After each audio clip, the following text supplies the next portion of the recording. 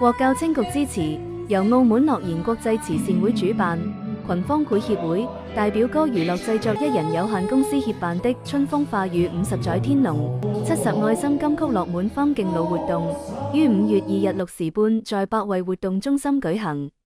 澳門樂賢國際慈善會會長馮琦表示，音樂是跨越代際的語言，盼以歌聲搭建橋樑，讓長者感受社會關懷。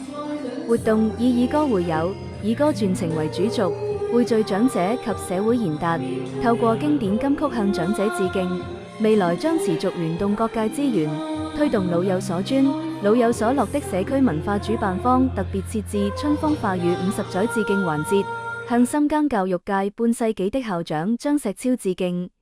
表彰其培育英才的卓越貢獻，並同步慶賀其70大壽。